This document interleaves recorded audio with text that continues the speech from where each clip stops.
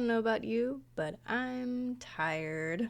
Sometimes I'd like to sit back and do something that doesn't make me think all that much, but allows me to feel like I've done, well, like something with my time besides stare at a wall and contemplate something besides a song I don't like repeating the chorus in the back of my head, or how I feel like I accomplished nothing with my life, or how I have to get stuff done but cannot bring myself to do anything. Hi everybody, hope you're doing well. Today I'm reaching into the depths of my mountains of expertise to show you how I like to do my cursed scrapbooking projects.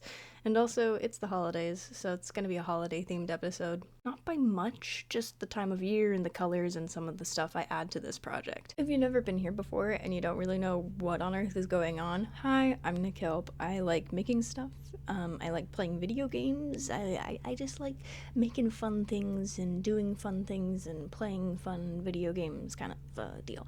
That is my deal, and if you're willing to stick around and see me slowly go insane from making strange stuff, feel free. If that's not your vibe, not a big deal. I do not mind. I do not take it personally. I am not for everyone. So to kind of introduce the way that I do cursed scrapbooking, it's basically, I have a piece of paper. I like making little cuts in the paper and folding them back. I think that's really fun. And then basically, I have a lot of scrapbooking paper that's just been sitting there over the years. So I have those boxes. I grab whatever I am feeling in the moment. I cut up some pieces. I use scraps that I have sometimes too, and I just piece it all together and it comes out looking like a silly little mess. I have washi tape that I add, I have stamps that I add, I have letter stamps that I also add to the mix as well, and it ends up being a whole fun conglomerative mess. All of those pieces combine together to create a beautiful work of art that I am so incredibly proud of because it was fun to make. That's all that matters. It was fun. I wanted to make it, so I did. That's the point of these projects. So basically, what I'd recommend you have is glue, tape, paper, maybe some stamps. But I know that not everybody has scrapbooking stamps. I'm just lucky because I stole them from my mother.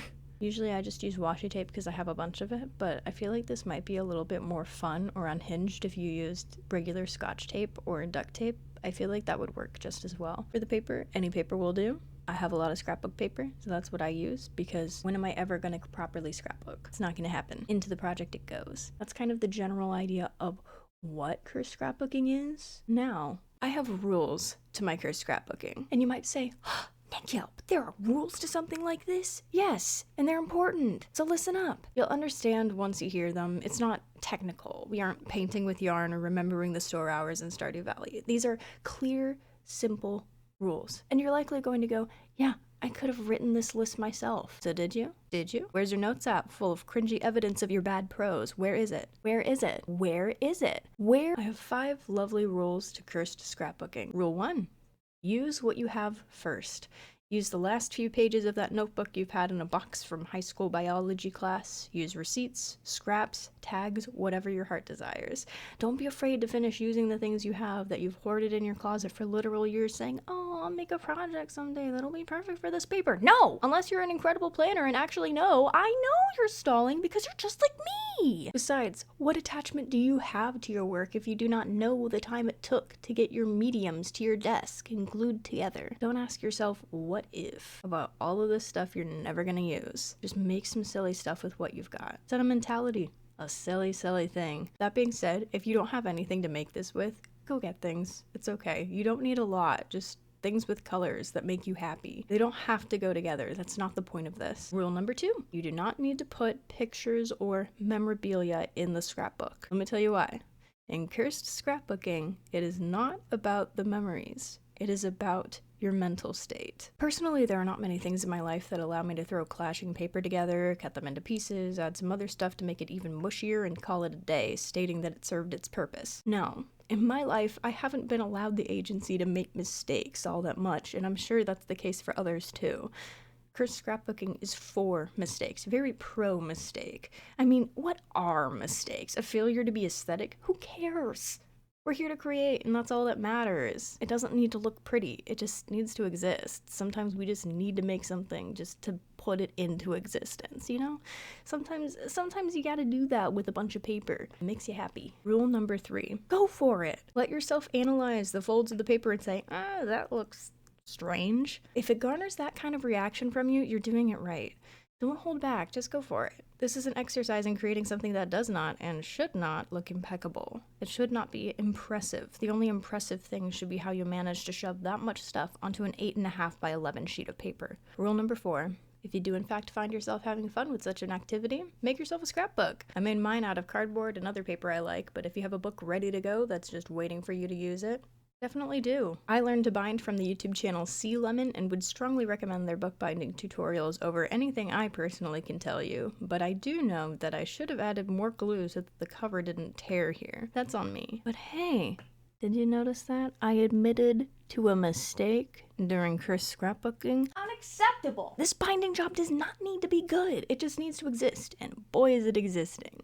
So you know what? Maybe I don't fix the glue. Maybe I just tape it with washi tape or something like that, you know? Rule number 5, the final rule. And say it with me, everyone.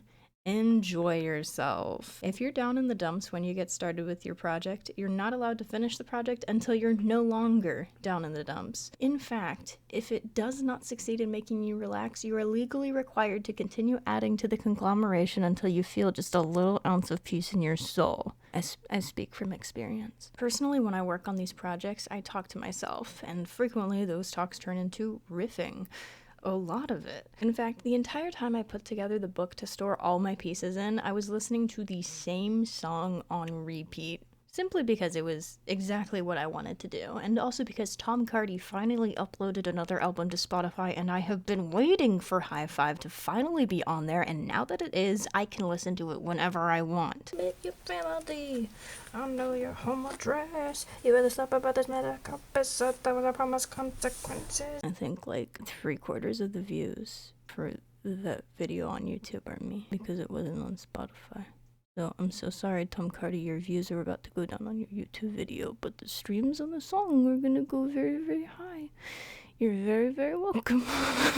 Enjoy this time with yourself, and if you do this with others, embrace their presence. Enjoyment is imperative when frequently we stress. I know I do. I've gotten myself to relax more and more when working on my projects, talking to my yarn and paper like a lunatic until I start to feel better, because this does help me. About an hour ago, I went out to get the mail. I was walking down the sidewalk, and I see in the middle of the sidewalk a mouse, and the mouse was dead. The mouse was very dead, and my first thought was not, "Oh, that's so sad. It's a dead mouse." No. My first thought was lost in the sauce. And then as I continued down the lovely sidewalk, my second and third thoughts were lost in the sauce. Ah, yes, lost in the sauce that is the zestless cask of life. Lost in the sauce that is the zestless cask of life. Oh, to be a dead mouse on a sidewalk. Ooh, what if I, that's so, like a Cinderella story says, never let the fear of striking out keep you from playing the game. I'm kind of getting a stained glass kind of feel from this. I don't know. I kind of like that. That's kind of fun. My coffee is sugary, and the half and half might be expired. By the way, while you're watching this video, I completely welcome you to get your favorite holiday beverage of choice, whether it be spiked eggnog or hot chocolate or coffee, unless you're dehydrated, in which then I implore you to drink water. And you might say, well, Nick, help. Water is not a holiday beverage. Yes, it is. It's a melted ice cube. Drink your water. It's a melted snowman. Drink your water. Oh, that's really gonna destroy it. That's so good. What else do I have? I want to add to this. I want to add a little bit more pizzazz. You know, I want pizzazz this holiday season. Oh, that is so not holiday season. I want to add to the significance of this time of the year and the consumerism that tends to go with it. So I have here a very old Nintendo eShop $10 gift card and a Dutch Bros sticker.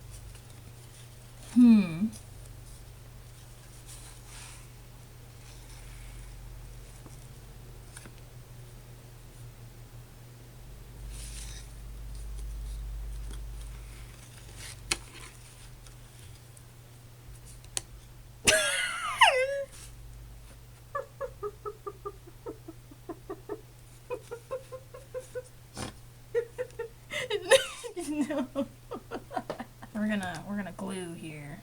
Really glue. Gluigi. No, no, no, no. Oh. Oh my gosh. It's holographic. Look at that. Oh my gosh. Are you kidding me? Okay. Who's this to? You know what? You know what? This is for everybody who's excited for Hades too. Because they announced that recently, and I know that I have friends who are very, very excited for that. So, everybody excited for Hades 2. This is dedicated to you, and consumerism, and also just like a really good game. I've been meaning to get around to playing Hades. I know I need to. But this green guy, he'll be really happy to see you buy it from the eShop. Okay, you're not going to be able to read this very well. I should have just utilized this space, but it says, to everyone excited for Hades 2, smiley face, from someone who has not played. Because I didn't have room for the rest of the sentence that I wanted to do.